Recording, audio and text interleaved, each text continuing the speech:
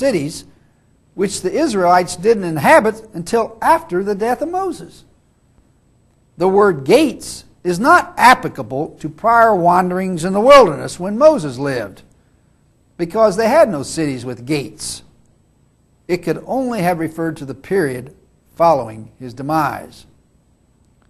13th, Deuteronomy 28:68 says, "The Lord will send you back in ships to Egypt on a journey I," that is Moses, "said you would never make again. There you will offer yourselves for sale to your enemies as male and female slaves, but no one will buy you." How could Moses have written this when he said earlier in Deuteronomy 17:16 that, quote, "You shall never return that way," that is, toward Egypt, again? If Moses wrote all of Deuteronomy, then he must have been a reliable prophet, as people claim. But are they going back to Egypt, or aren't they? In Deuteronomy 28:68, Moses said the Lord said he would send them back to Egypt. Whereas in Deuteronomy 17:16, Moses predicted they would never return to Egypt. 14th, Deuteronomy 33:1 states, quote, "This is the blessing that Moses, the man of God, pronounced on the Israelites before his death." In this verse, Moses is not only spoken of in the third person and in complimentary terms, but his death is referred to as an event that's been already accomplished. This verse all but devastates any belief in Moses as the author. 15th, Exodus 30:13 and 24 say, quote, "This they shall give, half a shekel after the shekel of the sanctuary." Robert Ingersoll noted that Moses couldn't have written these verses since there was no such thing as a shekel of the sanctuary until long after Moses lived. 16th, Biblicist should carefully note that Joshua 8:31 and Nehemiah 8:1 refer to the book, singular, of the law of Moses. They attribute only one book to Moses, not 5. 17th, 1 Kings 2:3 says, "Keep the charge of the Lord thy God, to walk in his ways, to keep his statutes and his commandments and his judgments and his testimonies, as it is written in the law of Moses." This verse is very important for two reasons. A, it refers to the laws and commandments of Moses, but it doesn't say Moses wrote the entire Torah. And B, written in the law of Moses doesn't mean that Moses did the writing himself.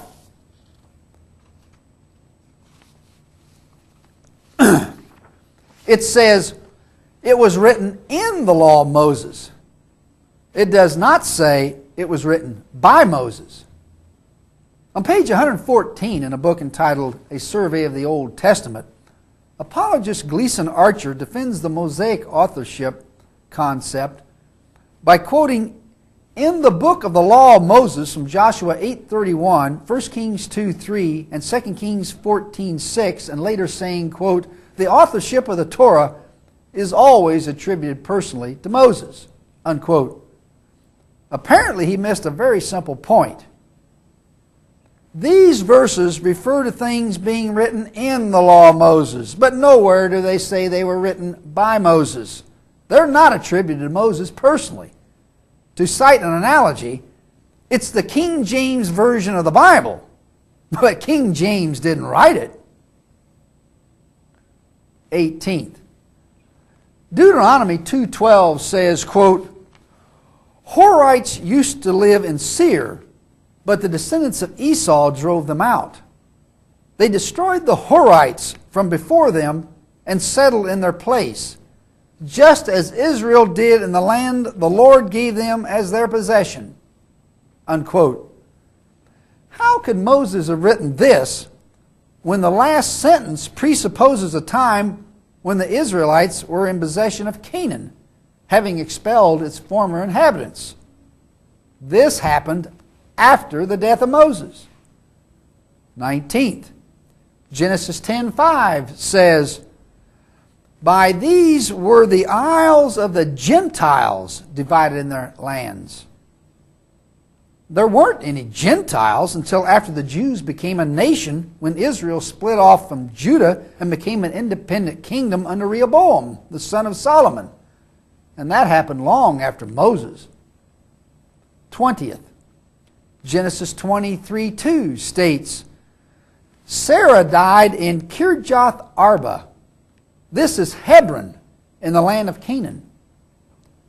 Moses couldn't have written this because the city was not called Hebron, which is a modern name, until Caleb received it after the division of the land and named it Hebron after one of his sons.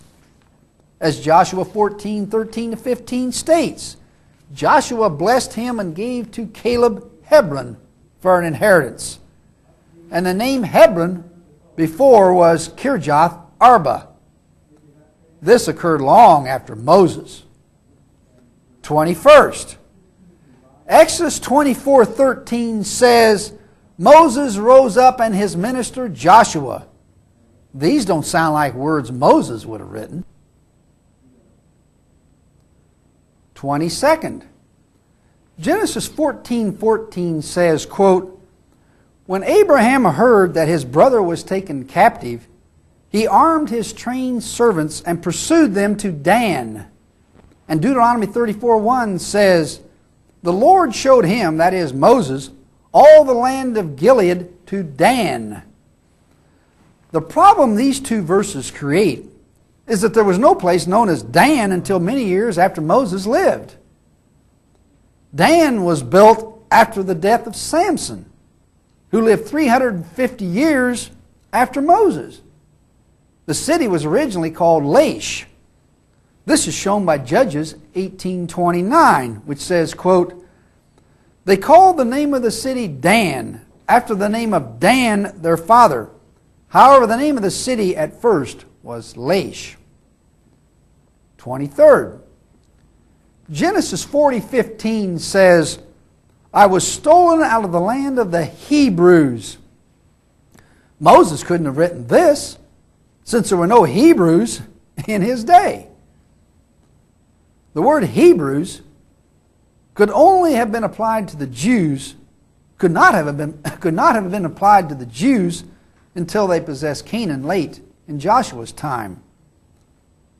24th, one of the more potent anti-Mosaic authorship verses is Numbers 12:3, which says, quote, "The man Moses was very meek above all the men who were upon the face of the earth."